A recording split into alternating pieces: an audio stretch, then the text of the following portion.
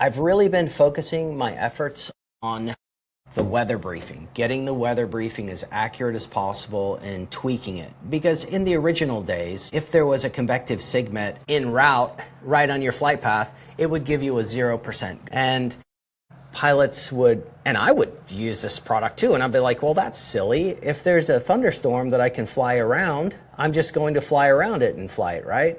I'm not going to fly right through it. And that's one of the limitations of a static briefing. I mean, the weather briefings that we do, whether it's in ForeFlight or PlaneWX, says, I'm going to leave exactly at 9 o'clock, I'm going to fly exactly this route at exactly this altitude. Those are the three main factors. And that's not really indicative of how pilots fly.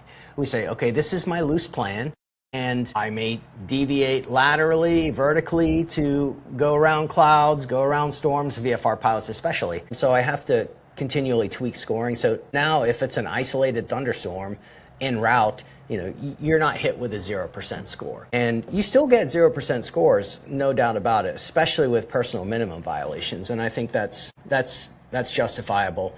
But the messaging around the scoring needs a little work, because I don't consider a 0% score a mission impossible.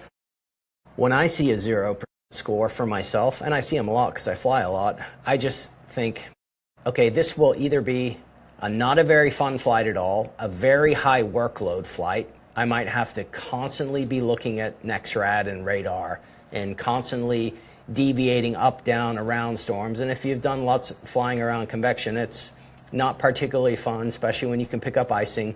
So when I see a 0% score, I think to myself, am I ready for this? Like, I better be on my game. I better be as sharp as possible mentally, and my plane better be working perfectly, which it always is, but it's going to be a high workload flight. Are you up to the task? Just going in with the knowledge of this is going to be a heavy workload flight. That in it, I appreciate the explanation of the 0 score breeds comfort of what. So yeah, the weather score is one thing, and the other two factors facilitate, and that's why we call it a pilot's decision support system. PlaneWX helps pilots make the decision through the weather briefing, through the self-assessment, the PAVE self-assessment, and then through maybe a call with a mentor. And those three factors will help you come to a decision about if you're going to go or not.